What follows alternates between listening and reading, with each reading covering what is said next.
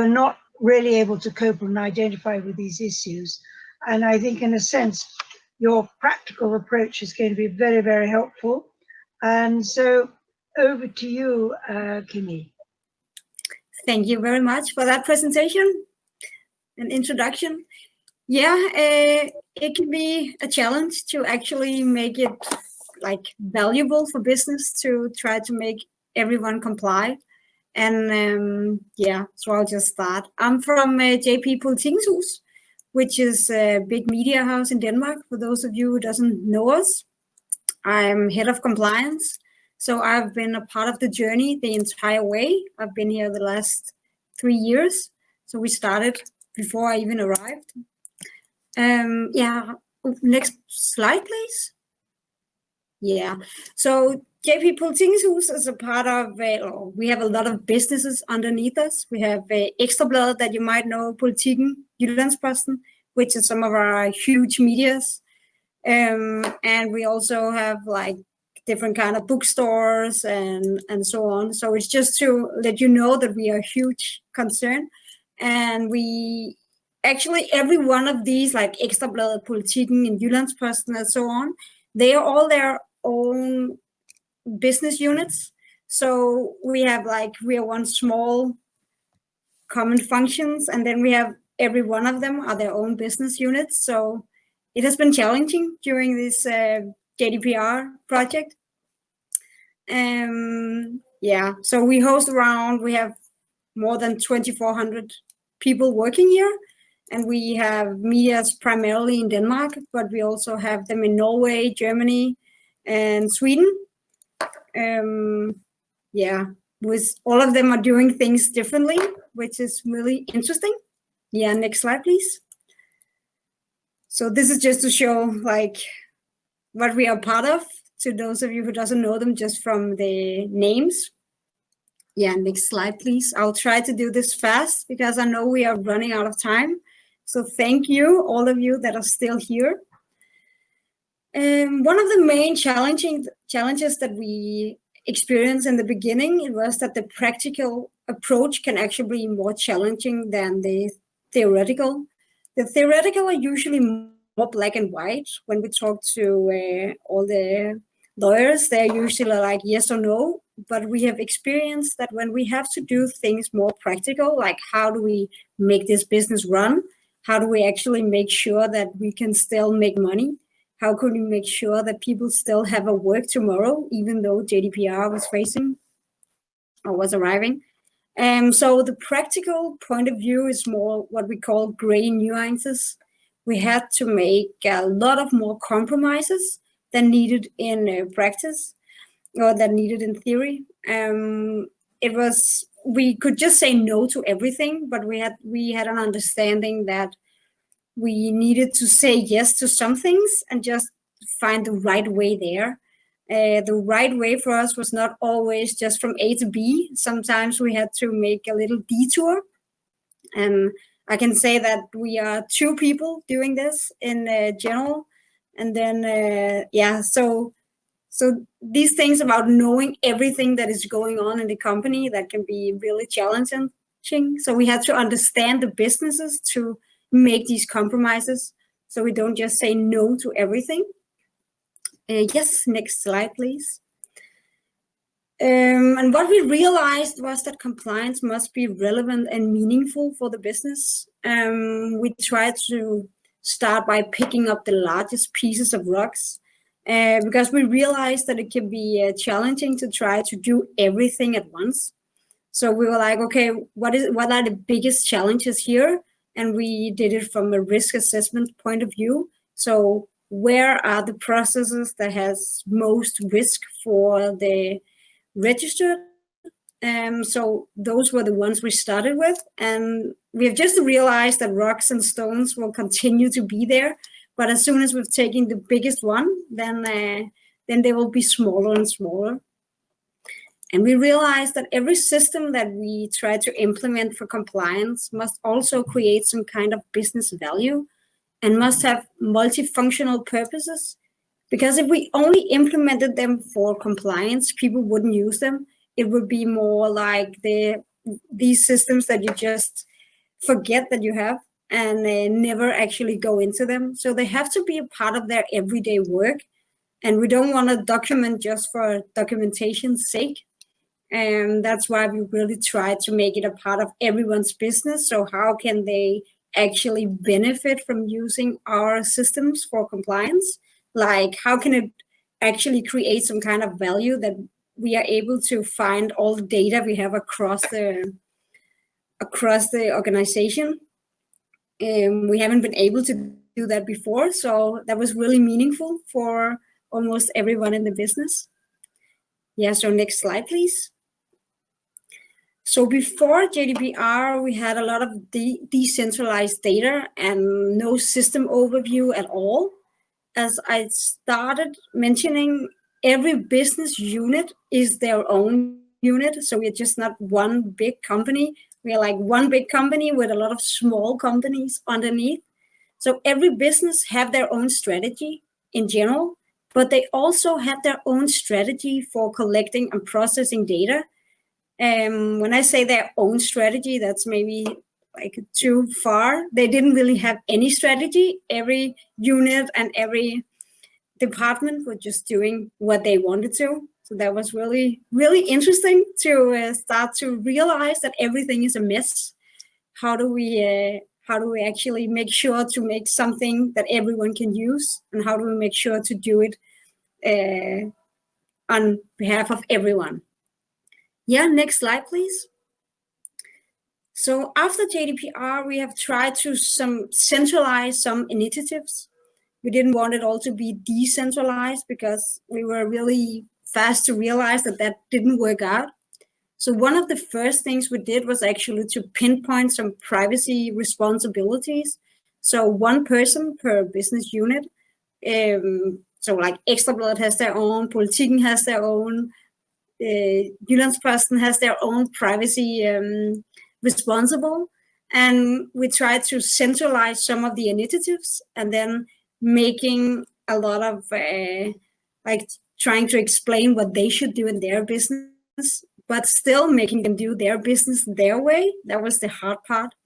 So one of the things we actually started out with was trying to interview everyone, like what kind of systems do you use?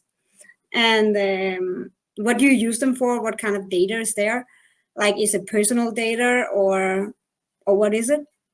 And that's actually this overview that you see with all the small boxes in the colors that shows us like which one are used for journalistic purposes and which one is just backup systems and which one are for our customer service. And because it kind of gave us an idea of where should we start, like where are the most critical systems. And the other small figure that you can see is that we try to centralize our personal data. We try to make a database where they can all collect personal data. In the beginning, every business had their own, like in every corner, there was an email here, there's some buying history over here, there's a name here, and so on. So now we have tried to centralize it all, and then they can apply for it. So we really tried not to make their world or their everyday work more challenging than it already is. So we really tried to centralize it. And that also gave us so much better data quality because we realized that we had several different addresses on the same person. So we really tried to centralize it all and in that way, get a centralized system overview and also just the overview of what kind of data do we have. Yeah, next slide, please. So what we made is this data management platform. This is just to show you the architecture where we try to make compliance inside of it. So we have different kind of data in it. And then all the businesses can actually just attract it out. And then they can use it for like analytic purposes or whatever is their need. Yeah. Next slide, please. I'm trying to do it fast. So if you have questions afterwards, just let me know. I can explain all of it in more details. One of the things that we also made is these annual of cycle of annual GDPR activities. So we know that we make sure that we every year get to visit our data processes, and we every year try to like revisit our risk assessments, because we have realized that a lot of things happen in a year. The way that people thought they wanted to use data in the beginning is not always the way they use it after a year. So it actually gave us, this is a part of our way of continuously being on point with what's going on in the business units everywhere, because I can't be everywhere at the same time. So I'm just trying to visit them frequently. And I also have these privacy responsibles in every business unit. And we have continuously meetings where I try to explain what's going on in the wide world, like what kind of, what have the data tilsyn done now and so on. And what's going on in the rest of the world, because we are pretty much affected as well. Yeah, so that's what we do. And then the plan is that they go back to their businesses and try to realize what kind of processing activities are being affected by this, and like how far are they in the implementation and the documentation in general. And are the risk assessments still ongoing, or should we change them in a way? Yeah, next slide, please. So one of the main things that we did in the beginning was actually change these phone recordings. In the beginning, we had recorded every conversation that was called into our customers and sales.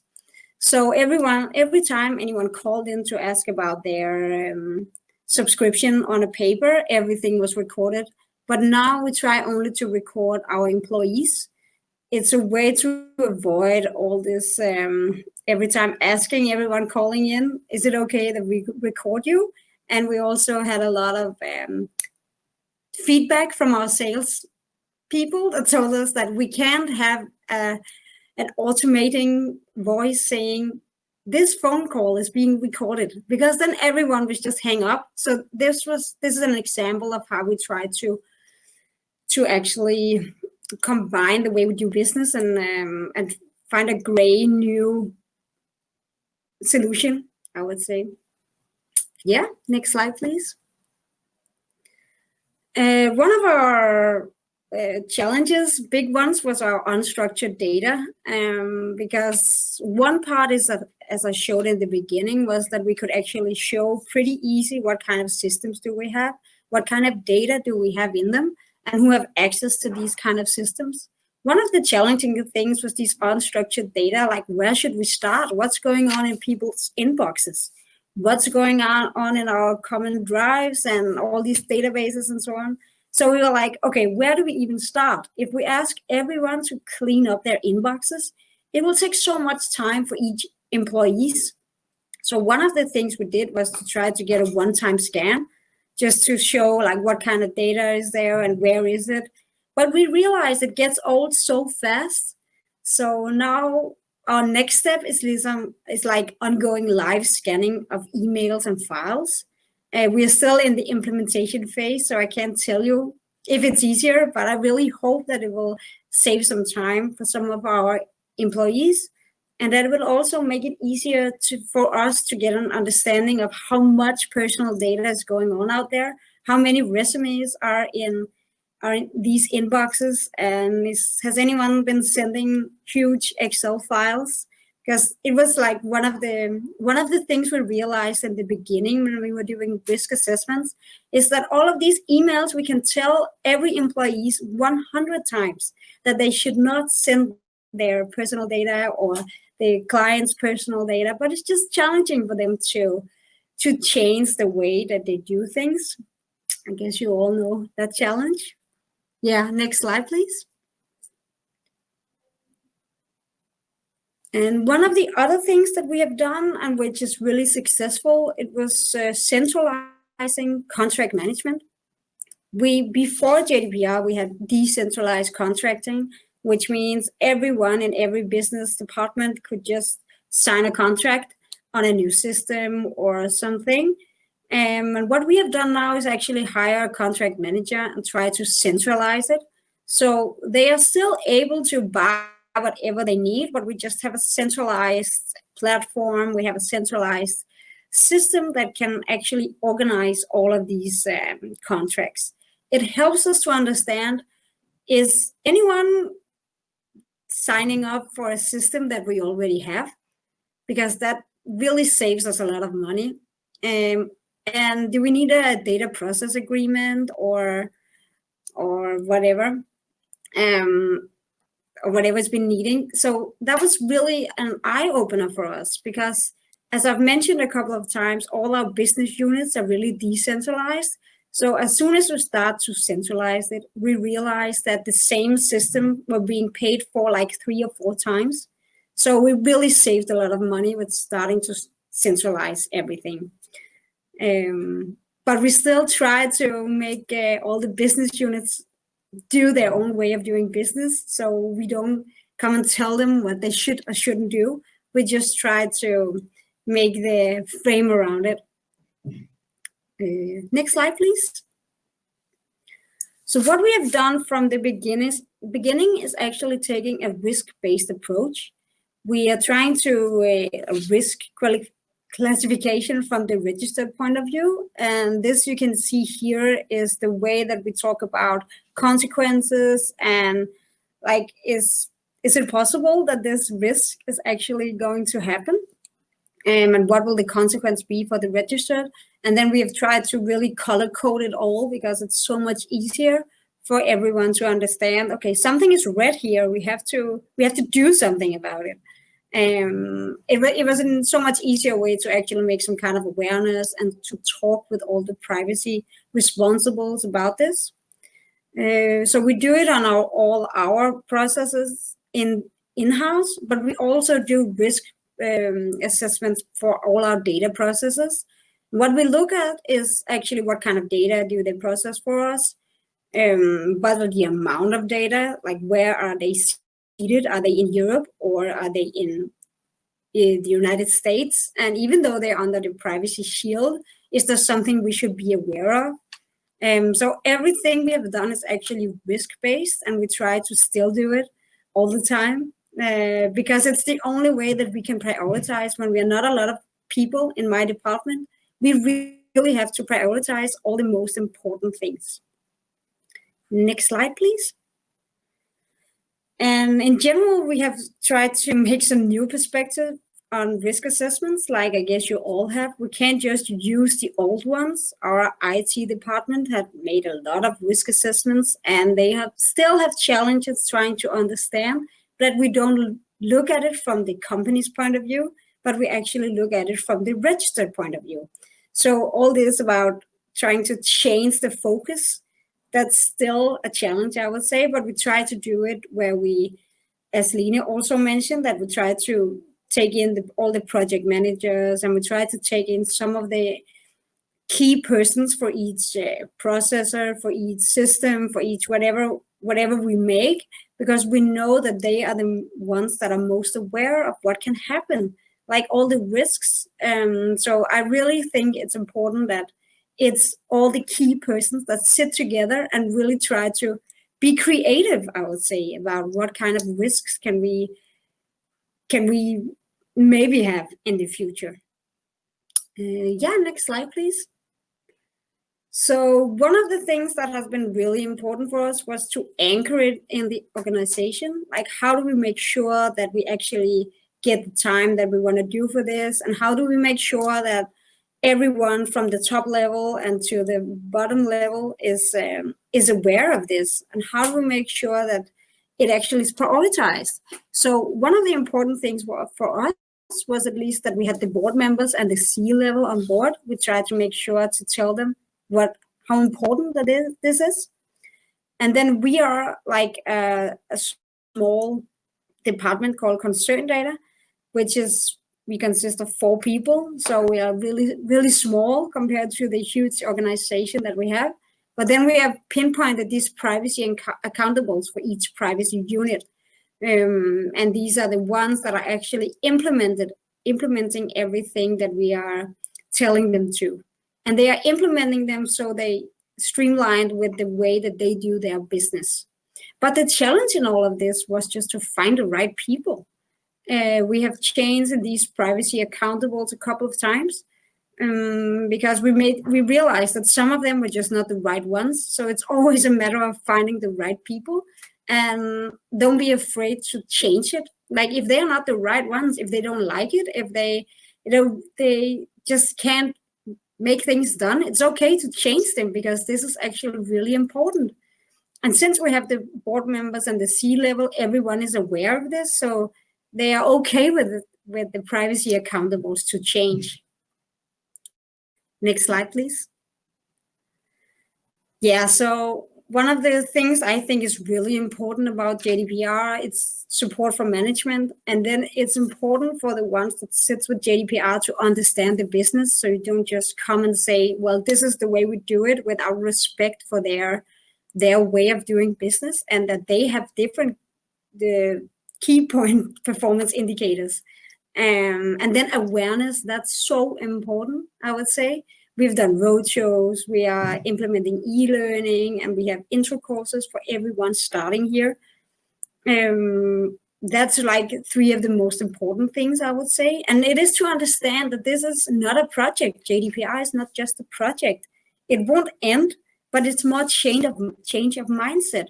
It's a matter of getting everyone to understand that when you handle personal data, you have to be careful.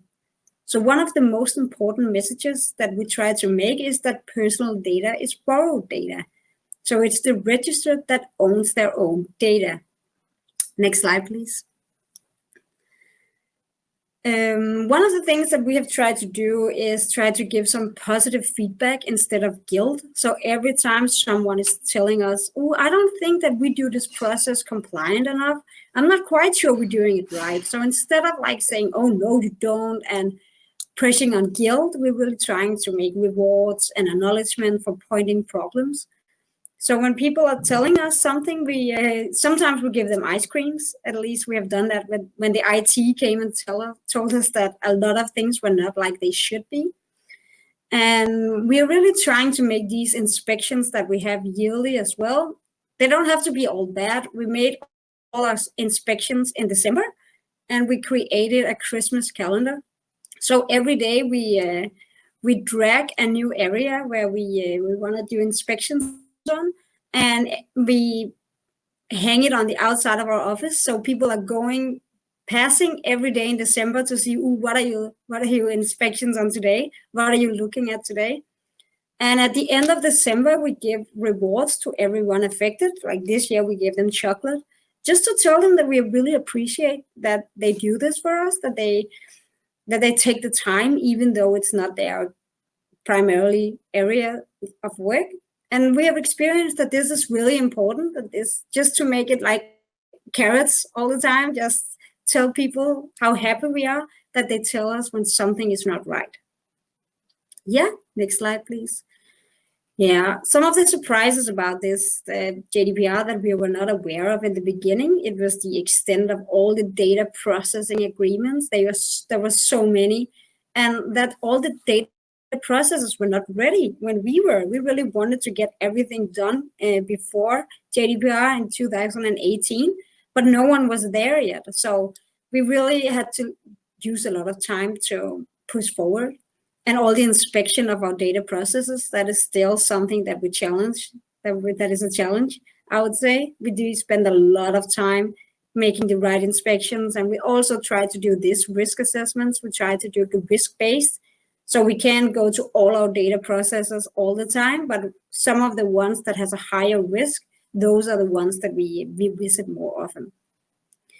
And the extent of all our cookie challenges, I would say it was really, really interesting to see. We still struggle with that since we are media, and there's a lot of people visiting our sites every day. And just the amount of unstructured data and just all the unknown challenges that we still face. And then that the world is constantly changing, that we have to keep our eyes on the ball, and we have to be updated. We can't just sit back and say, now we've read GDPR, so we're good to go. We really have to be aware of, okay, what kind of data authorities are doing something now that we didn't expect it, and what kind of changes do we have to make? Yeah, so next slide, please. But all the gains about GDPR has really been, there's been a lot of them, I would say. We have improved our data quality. We have centralized contract management and really gained a lot of money in that way. And then we made sure that there's a lot of collaboration across businesses. Usually they're really decentralized and they didn't want to talk to each other and they didn't want to share any good ideas or anything. And GDPR has really made them realize how much they can learn from each other. Even though they do some things differently, there are so many things that they do in the same way. And it also made them realize what kind of challenges they have, and it made them respect each other more. And then in general, just the understanding of like processing data with care, make them understand that if they gave their data to another company, they would like it to be handled with care as well. And a lot of other things I could continue. Yeah. So that was all for me. I'm not sure how long it took, but feel free to shoot questions. I'm not sure we have time, but if you, yeah. So thank you. Thank you very much, Kimie. Excellent, very nice. We will now rush to the Q&A session.